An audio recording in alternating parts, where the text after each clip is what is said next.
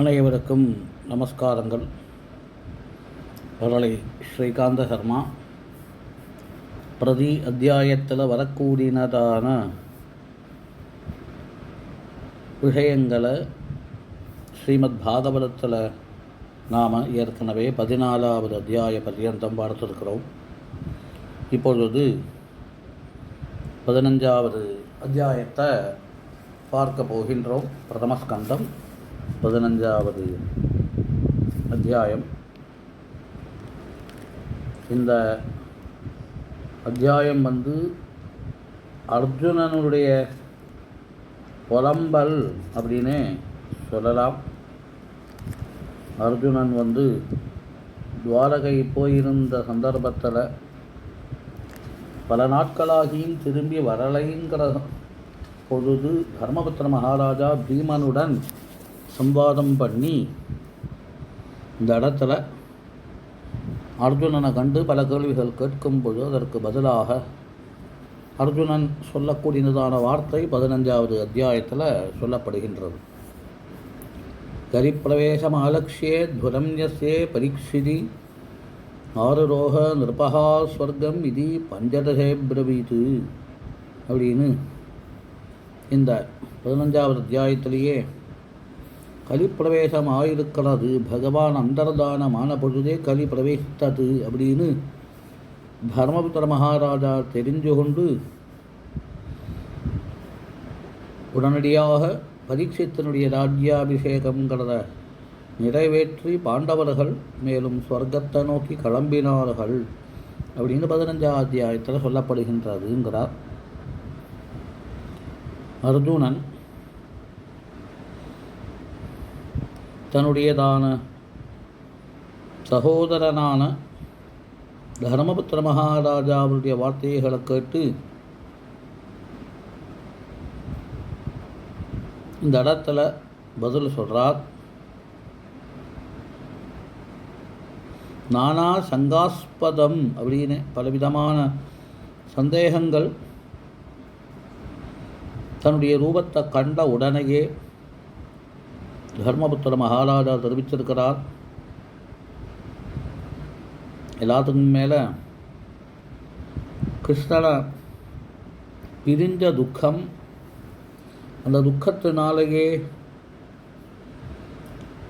வாடின தாமரை போன்ற முகத்தோடு கூடினதான இல்லை வாடின ஹிருதயமுடைய அர்ஜுனன் தேஜஸ் நஷ்டமானவனாக இந்த இடத்துல பகவானையே சிந்தனை பண்ணி மேற்கொண்டு பதில் சொல்கிறார். பகவானிடத்தில் அப்படி ஒரு பிரியம் அர்ஜுனனுக்கு. அதனாலேயே அர்ஜுனன் கண்ணீர் விட்டான். வஞ்சிதோஹம் மகாராஜ ஹரினா பந்துரூபினா ஏனமே அபஹிருதம் தேஜோ தேவ விஸ்மாபனம் மஹத் யஸ்ய க்ஷணவியோகேன லோகோ ஹி அப்ரியதர்சனஹ உக்தேன ரஹிதோ ஹ்யேஷ மிருதக ப்ரோச்யதே யதா.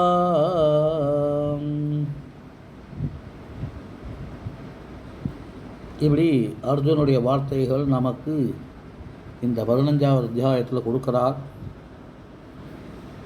அர்ஜுனன் மகாராஜா அப்படின்னே கூப்பிட்றார். நமக்கு பந்துவாக இருந்ததான கண்ணன், இந்த கண்ணனால் நாம் ஏமாற்றப்பட்டோம். அகம் வஞ்சிதா, நான் ஏமாற்றப்பட்டேன் அப்படின்னு சொல்கிறார். தேவர்களை கூட அதிசயிப்பிக்கக்கூடியதான மகத்தான தேஜசுடையவர் அந்த கண்ணன்.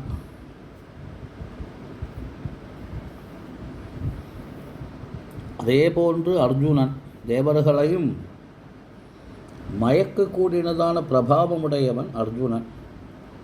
அர்ஜுனன் சொல்கிறான், பகவான் மறைந்த பொழுது என்னுடைய தேஜஸும் அபகரிக்கப்பட்டது அப்படின்னே சொல்கிறான். பிராணனை வேர்பிரியும் பொழுது அந்த இடத்துல ஜனங்கள் ஜடம் அப்படின்னு சரீரத்தை சொல்லுவார்கள். அதுபோல பகவானுடைய க்ஷணிகமான பிரிவினை கூட இந்த லோகத்தை முழுக்க முழுக்க ஜடமாக்கி உள்ளது.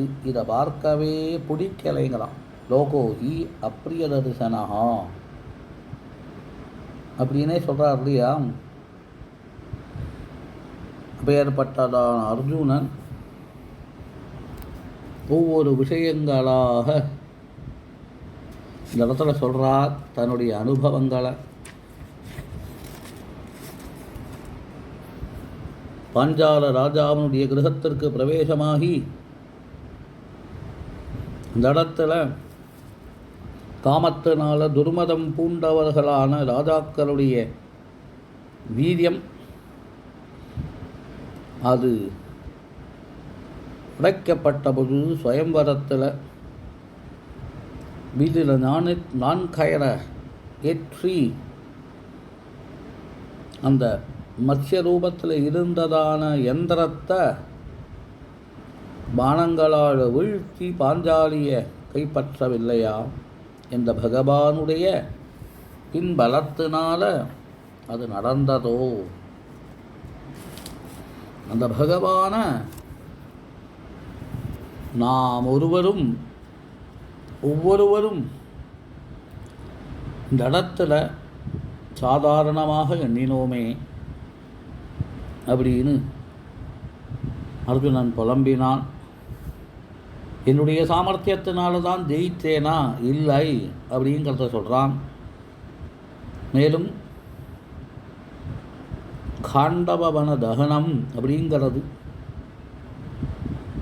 தேவசங்கங்களோட இந்திரனை போலும் இந்த இடத்துல அனாயாசமாக ஜெயித்து காண்டவ வனத்தை அக்னிக்கு கொடுக்க பெரும் மயன் எனுகின்றதான அசுர சிற்பியை காப்பாற்ற பொழுது என்ற பகவத் கருணையினால் நமக்காக ஆச்சரியகரமான சிற்பங்கள் தன்னுடைய மாயா விலாசத்தினால ஒரு ஆஸ்தான சபைங்கிறது நமக்கு லபிச்சதோ?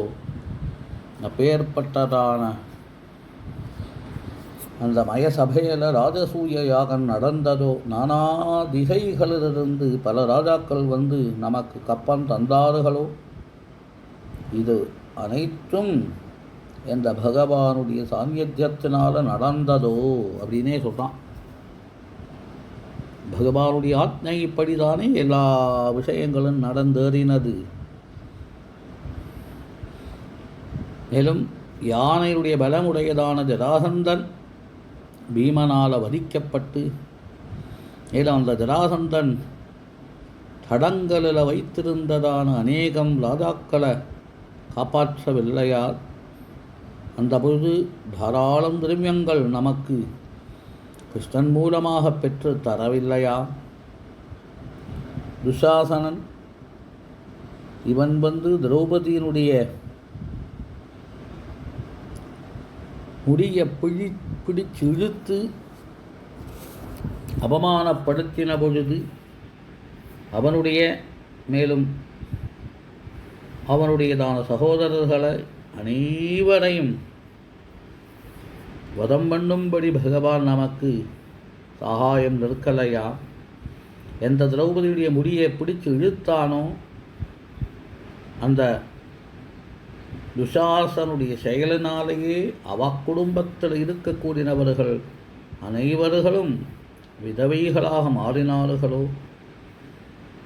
துர்வாசாவனுடைய 10,000 சிஷ்யர்களோட இந்த தர்மபுத்திர ராஜாவை வந்து அணுகின பொழுது துரியோதனனுடைய வஞ்சனையினால் துர்வாசா சபித்தால் தர்மபுத்திர மகாராஜா நாசமடைவான் அப்படிங்கிற குதந்திரத்தினால் பிரேக்ஷணம் செய்ய காட்டில் வசிக்கக்கூடியதான அந்த தர்மபுத்திர மகாராஜாவிற்கு பகவான் இந்த இடத்துல ஆச்சரியமாக அனுகிரகம் பண்ணலையா? திரௌபதியினிடத்தில் கூட கேட்காம துர்வாசாவை ஆதித்யம் அப்படின்னு வரவேற்றதான தர்மபுத்திரர் பாஞ்சாலியிடத்தில் செல்விக்க, பாஞ்சாலியோ கிருஷ்ணா கோவிந்தா தாமோதரா மாதவா அப்படின்னு அழைக்க, சாகான சிஷ்டம் உபயுஜ்ய எதத்ரிலோகீம் திருப்தாமமம் சலிலே வினிமக்ன சங்காம். இந்த பகவானுடைய காருண்யத்தினால ஒரு கீரை இலை பாத்திரத்தில் அப்படியே இருக்க, அதை பகவான் சாப்பிட்டு இந்த மூவுலகத்திற்கும் திருப்தி ஏற்படட்டும் அப்படின்னு சங்கல்பம் பண்ணினாரோ, இப்பேற்பட்டதான துர்கடத்திலிருந்து நம்மளை காப்பாற்றலையா, துர்வாசா சாபத்திலிருந்து காப்பாற்றலையா, 3 லோகங்களையும் திருப்தி அடைய செய்யலையா அப்படின்னு புலம்பினான். அப்பேற்பட்ட கிருஷ்ணன் இப்பொழுது என்ன வஞ்சித்திருக்கிறார் அப்படிங்கிறான். மேலும் பரமேஸ்வரனோட யுத்தம் பண்ணி தன்னுடைய பராக்கிரமத்தினால அந்த பரமேஸ்வரனையும் சந்தோஷமடைய செஞ்சு பாசுபதாஸ்திரத்தை பெறலையா, இதற்கண்டு லோகபாலகர்களும் திவ்யாஸ்திரங்கள் எனக்கு கடச்செடுத்தே, இந்திரனுக்கு சமமாக அர்த்தாசனம் கடச்சுடுத்தே அப்படின்னு அவர்களெல்லாம் அசூயை அடைஞ்ச பொழுது இந்திரனே தனக்கு மரியாதை பண்ணினது எந்த பகவானுடைய அனுகிரகத்தினாலேயோ. மேலும் விராட ராஜ்யத்தில் வாழ்ந்து கொண்டு வரக்கூடியதான சந்தர்ப்பத்தில் அங்கே இருக்கக்கூடியதான பசுக்களை அபகரித்த பீஷ்ம துரோண துரியோதனாதிகளை ஜெயிக்கும்படி, அதுவும் தான் ஏகனாக சென்று அவர்களை யுத்தத்தில் தோற்கடித்து பசுக்களை திரும்ப பெறவில்லையா, அது யாருடைய சாமர்த்தியம்? மேலும் குருக்ஷேத்திர யுத்தத்தில் என்னுடைய சாரதியாக தன்னுடைய ஒரே ஒரு பார்வையினால் எல்லா மகாரதர்களுடைய தேஜஸையும் அபகரிக்கலையா, என்ன நிமித்திர மாத்திரமாக்க கொண்டு யுத்தம் செய்யும்படி ஆஹ்வானம் பண்ண அந்த பகவானுடைய காருண்யத்தை எப்படி நான் மறக்க முடியும் அப்படின்னு இந்த இடத்துல அர்ஜுனன் புலம்புறான். மேலும் ஜெயத்ரதன், அந்த ஜெயத்ரதன் அவனோட யுத்தம் பண்ணி கொண்டிருக்க குதிரைகள் களைப்பு அடைஞ்ச சந்தர்ப்பம், அந்த குதிரைகளுக்கு கொஞ்சம் விசிராந்தி கொடுக்கணும் அப்படின்னு அவைகளை அவிழ்த்து விட்டு அந்த குதிரைகளுக்கு வெள்ளம் கொடுக்க, மற்றவர்கள் யாருமே என்னோட சண்டை போடாமல் அவர்களையெல்லாம் மோகமடைய செஞ்சு என் தலையை காப்பாற்றி கொடுத்தது அந்த சத்ருக்களுக்கு மறவியை ஏற்படுத்தினது இந்த கிருஷ்ணன்தானே அப்படின்னு புலம்பனான். மேலும் பிரகலாதனிடத்தில் எப்படி பலவித அஸ்திரங்கள் பலிக்காமல் போனதோ அதுபோல என்னிடத்தில் பலவேறு அஸ்திரங்கள் அந்த மகாபுருஷனுடைய கிருபையினால் பரிசிக்கவில்லை அப்படின்னு சொல்ல, ஆனால் இப்பொழுது அந்த மகாபுருஷனால் நான் ஏமாற்றப்பட்டு விட்டேன் என்று சொல்கிறான். பகவான சகா, யாதவன் அப்படின்னு பல பேர்களால் அழைச்சேனே. நர்மாணி உதார ருச்சிரஸ்மித சோபிதானி ஹே பார்த்தா ஹே அர்ஜுனா சகே குருநந்தனேதி சஞ்சல்பிதானி நரதேவ ஹிருதிஸ்பிருஷானி மர்த்துள்ளுடர்ந்தி ஹிருதயம் மம மாதவசியே அப்படிங்கிறான். ஹே அரசே, அந்த கண்ணன் பகவானுடைய ஆச்சரியமான மனோமோகனவுமான மந்தஸ்மிதத்தோடு கூடினதான அந்த முகங்களை பார்த்து பல பேர் நர்மத்திற்காக நான் பகவானை பல பேர்கள் கூப்பிட்டு அழைக்கலையா, யாதவா மாதவா அப்படின்னு அழைக்கலையா. ஆனால் அந்த பகவானும் என்னை பார்த்து ஹே பார்த்தா, ஹே அர்ஜுனா, ஹே சகே, ஹே குருநந்தனா அப்படின்னு என்னுடைய ஹிருதயத்தை தொடரா மாதிரி மதுரமான வார்த்தைகளால் என்னை வந்து உற்சாகப்படுத்தலையா. அதெல்லாம் என்னும் பொழுது என்னுடைய மனசு திரவிக்காராது அப்படின்னு சொல்கிறார். பல நாட்கள் பகவானுடைய வாழ்ந்த எனக்கு பகவானுடைய நியமனப்படி இப்பொழுது கண்ணனுடைய பல பத்னிகளோட இந்திரபிரஸ்தத்துக்கு அவர்கள் அழைச்சிண்டு போ அப்படின்னு பகவான் சொல்ல ஒரு கூட்டம் கோபர்கள் தன்னிடத்தில் இருக்கக்கூடியதான பானங்களை எல்லாம் ஜெயித்து யாருடைய சகாயமும் இல்லாத நிலையில் அவர்களையெல்லாம் கொண்டுட்டு போகலையாம். அப்பேற்பட்டதான பகவான் வைகுண்டேஸ்வரனாக இருக்கக்கூடியதான பகவான் கண்ணன் யாதவகுல நாசங்கிறத மத்தியபானத்தினால் சங்கல்பம் பண்ணி இந்த பூமிக்கே ஒரு பாடத்தை கற்பிக்கலையா, தானும் இந்த பூமியை விட்டு வைகுண்டம் கிளம்பலையா அப்படின்னு சொல்லி அர்ஜுனன் மோகத்தை அடைஞ்சான்.